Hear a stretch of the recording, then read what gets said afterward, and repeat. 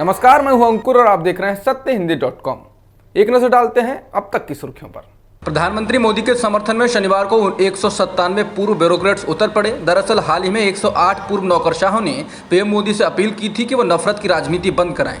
अब 197 पूर्व नौकरशाहों ने पीएम की तारीफ करते हुए उस अपील का जवाब दिया है। 197 पूर्व नौकरशाहों ने उस अपील को एजेंडा वाला, पक्षपातपूर्ण और राजनीतिक बयान कहा। कुल 197 हस्ताक्षर करने वालों 8 रिटायर्ड जज, 97 रिटायर्ड ब्यूरोक्रेट्स और 97 सशस्त्र बलों के दिग्गज शामिल हैं। इन लोगों ने अपने पत्र में कहा है, ये सामाजिक उद्देश्य की उच्च भावना वाले नागरिकों के रूप में खुद की ओर ध्यान आकर्षित करने का बार बार प्रयास है, जबकि वास्तविकता ये है, ये एक स्पष्ट राजनीतिक मोदी सरकार विरोधी कवायद है, जो ये समूह समय समय पर इस विश्वास में करता है कि वो जनता के राय को आकार दे सकते हैं। इन 197 लोगों ने पीएम मोदी के आलोचकों के खुले पत्र को पाखंड बताया। इन लोगों ने कहा कि जनता एक कथित संवैधानिक आचरण समूह द्वारा नफरत की राजनीति को खत्म करने के आह्वान से प्रभावित नहीं होगी।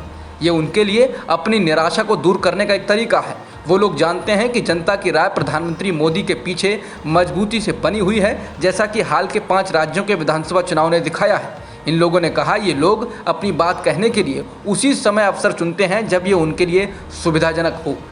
हनुमान चालीसा को लेकर चल रहे विवाद के बीच अब शिवसेना सांसद संजय राउत ने कहा कि उनकी पार्टी ऐसे लोगों के खिलाफ लड़ रही है जो हनुमान चालीसा के नाम पर दंगे करा देश को बांटने की योजना बना रहे हैं। समाचार एजेंसी एएनआई के मुताबिक उन्होंने कहा कि हनुमान चालीसा के नाम पर आप राजनीति कर देश को बांटने और महाराष्ट्र को बदनाम करने का काम कर रहे हैं और हम आपसे लड़ रहे हैं। ये देखकर बाला साहेब जरूर खुश होंगे। राउत की टिप्पणी केंद्रीय मंत्री अश्विनी कुमार चौबे के उस बयान के बाद आई जिसमें उन्होंने कहा था कि हनुमान चालीसा का पाठ करने या भगवान राम का नाम लेने पर गिरफ्तारियां की गई, ठाकरे साहब की आत्मा को ठेस पहुंची होगी। 5 साल पहले सोशल मीडिया पर की गई एक पोस्ट को लेकर पुलिस ने दलित कार्यकर्ता हरोहल्ली रविंद्र को मैसूर से शुक्रवार को गिरफ्तार किया।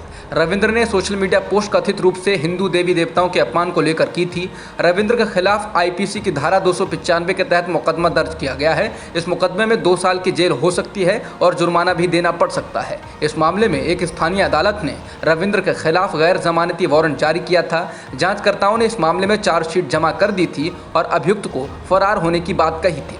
पुलिस ने कहा है कि रविंद्र को 2019 में एक नोटिस भेजा गया था, लेकिन अभी तक वो कोर्ट के सामने पेश नहीं हुए थे, इसलिए उन्हें गिरफ्तार किया गया है। चिक्कोडी पुलिस ने रविंद्र की गिरफ्तारी की है। पुलिस ने कहा कि इस मामले में कानून के द्वारा तय प्रक्रियाओं का पूरी तरह पालन किया जा रहा है। जांच एजेंसी ईडी ने फिल्म अभिनेत्री जैकलीन फर्नांडिस की 7.27 करोड़ रुपए की संपत्ति अटैच करा ली है। यह कार्रवाई सुकेश चंद्रशेखर के खिलाफ दर्ज अवैध वसूली के मामले में की गई है। इंडिया टुडे के मुताबिक अटैच की गई संपत्ति में से 7.12 करोड़ रुपए की फिक्स्ड डिपॉजिट जैकलीन फर्नांडिस के नाम पर हैं। बीते साल दिसंबर में जैकलीन को मुंबई एयरपोर्ट पर हिरासत में लिया गया था। उनके खिलाफ ईडी ने लुकआउट सर्कुलर जारी किया था और उनके विदेश जाने पर भी रोक लगाई थी, लेकिन बावजूद इसके वो विदेश जा रही थी। ईडी के अफसरों को अब तक सुकेश चंद्रशेखर के द्वारा जैकलीन को दिए गए 5.71 करोड़ रुपए के तोहफों के बारे में पता चल चुका है। ये सभी तोहफे वसूली की गई रकम से दिए गए थे।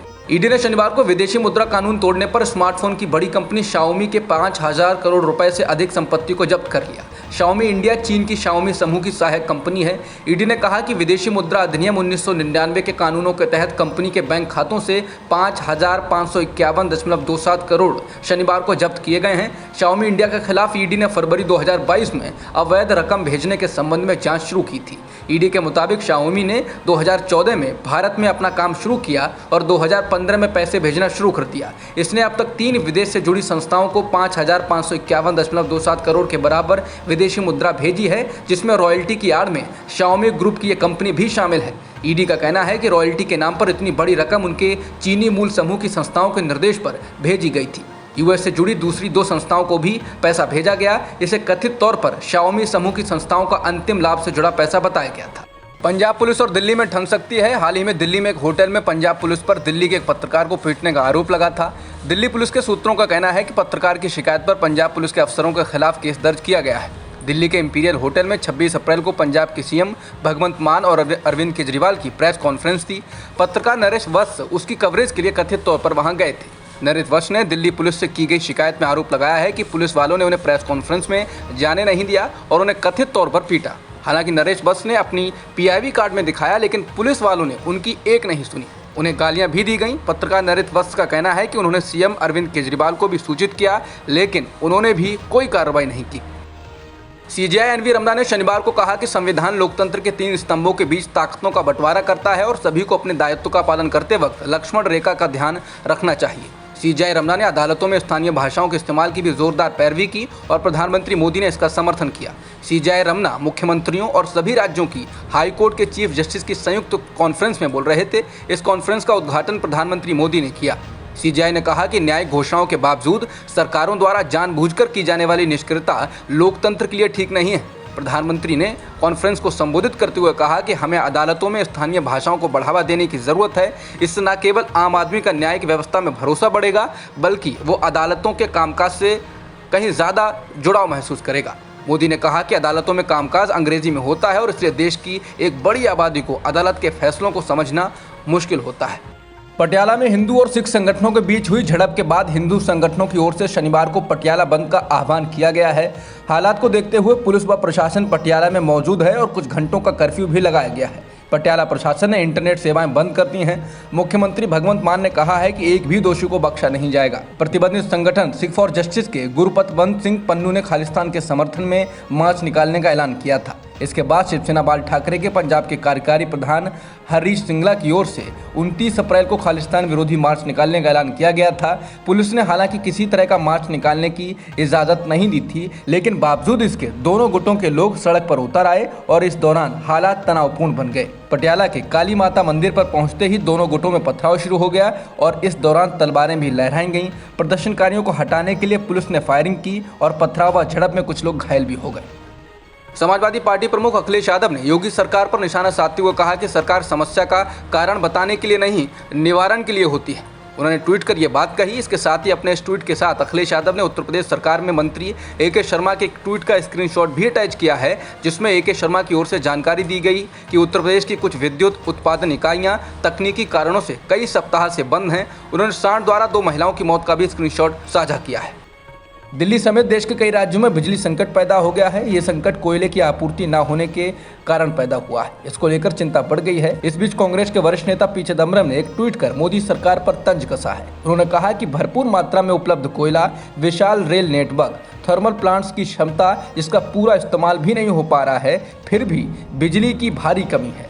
उन्होंने कहा कि मोदी सरकार को दोष नहीं दिया जा सकता है, ये कांग्रेस के 60 सालों के शासन के कारण है। उन्होंने आगे ट्वीट किया, कोयला मंत्रालय, रेलवे मंत्रालय और ऊर्जा मंत्रालय, वहां कोई कमी नहीं है। सारा का सारा दोष इन मंत्रालयों के पूर्व कांग्रेसी मंत्रियों का है। पी चिदम्बरम ने इस मामले पर अपने आखिरी ट्वीट में लिखा, मोदी है तो मुमकिन है। असम की अदालत ने गुजरात के विधायक जिग्नेश मेवानी को जमानत देते हुए राज्य पुलिस की कड़ी आलोचना की और फटकार लगाई। मेवानी को पुलिस कांस्टेबल के साथ अभद्रता और हमले के आरोप में गिरफ्तार किया गया था, जिस मामले में बरपेटा सत्र अदालत ने मेवानी को जमानत दी थी। जमानत देते वक्त अदालत ने गुवाहाटी हाईकोर्ट से यह भी कहा कि वो असम पुलिस को बॉडी कैमरा पहनने और अपने वाहनों में सीसीटीवी कैमरे लगाने का आदेश दें, ताकि किसी आरोपी को हिरासत में लिए जाने पर घटनाओं के क्रम को कैद किया जा सके। सेशन कोर्ट के न्यायाधीश अपरेश चक्रवर्ती ने आदेश में कहा, हमारे मेहनत से हासिल लोकतंत्र को पुलिस राज्य में बदलना अकल्पनीय है। अदालत ने कहा कि अगर तत्काल मामले को सच मान लिया जाता है, जो कि नहीं है, और मजिस्ट्रेट द्वारा दर्ज महिला के बयान के मद्देनजर, तो हमें देश के आपराधिक न्यायशास्त्र को फिर से लिखना होगा। कोर्ट ने कहा कि एफआईआर के विपरीत महिला ने मजिस्ट्रेट के सामने एक अलग कहानी दी है। कोर्ट ने कहा कि महिला की गवाही को देखते हुए पता लगता है कि आरोपी जिग्नेश मेवानी को हिरासत में रखने के उद्देश्य से तत्काल मामला बनाया गया है। कोर्ट ने इसको अदालत की प्रक्रिया और कानून पर दुरुपयोग बताया। अब तक की खबरों में इतना ही। बाकी खबरों के लिए बने रहिए सत्यहिंदी.com के साथ।